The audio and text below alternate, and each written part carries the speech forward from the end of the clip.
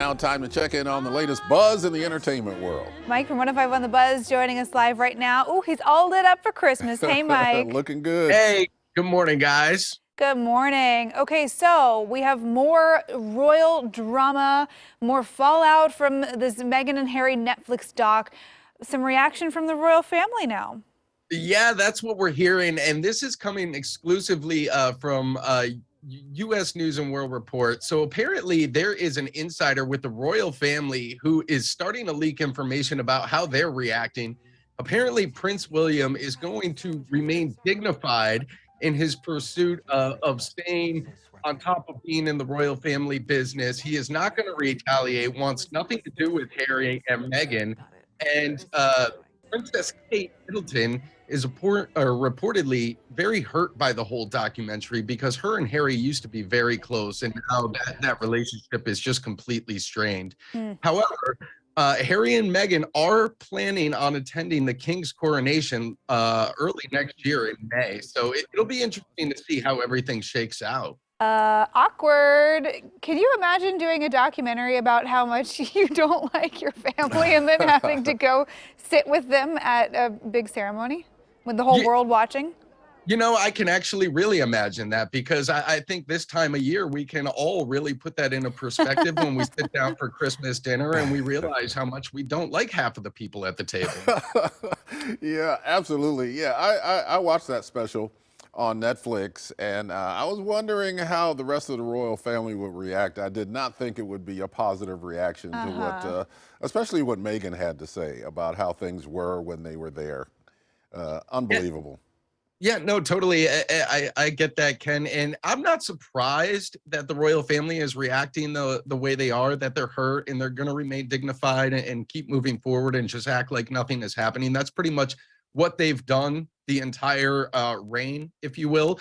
So it'll be interesting to see if any more little tidbits leak out, but I doubt anything's going to get out there after this. Yeah, you have to figure the coronation is going to be such a big event that I'm sure publicly everyone's going to put a smile on, and they probably just won't spend that much time together behind the scenes, quite honestly. Yes, maintain that stiff upper lip, as they say. Right, that stiff upper lip. All the Brits. All right, well, let's talk a little bit about Knives Out 2. That comes out on Netflix today, also on Netflix. It has an all-star cast as well.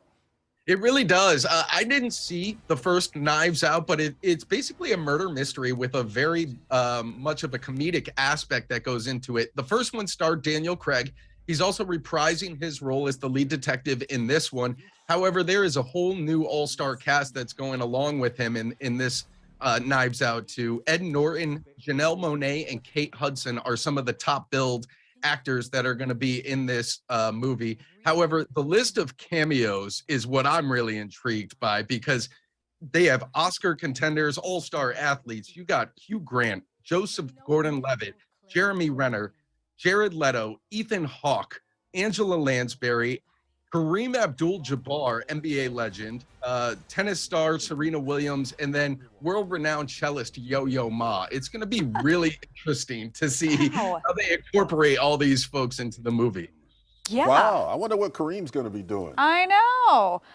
Interesting. I saw the original Knives Out. I thought it was really good. Kind of funny to see Daniel Craig coming off this role as, like, you know, the suave and reserved James Bond to then this, like, kind of quirky detective. So it's a very different role for him. I thought it was a really entertaining movie. I didn't have a chance to see Glass Onion. It did a limited theater run. I think Netflix put it in theaters for like a week so that they can, you know, submit it for different awards and stuff. But I didn't see it when it was on the big screen, so I'm looking forward to streaming it probably this weekend, especially if my flight gets delayed.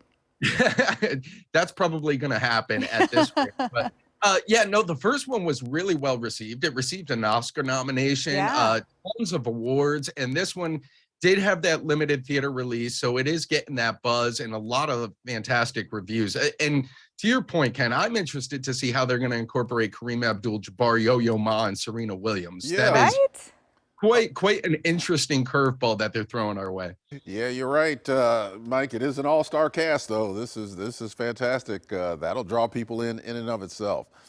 You can Really. listen to Liz and Mike every weekday morning on 105.1 The Buzz. Always nice to see you, and you're looking good this morning. Thanks, Mike. Hey, Merry take care, Christmas. guys. Merry Enjoy your Christmas. time off.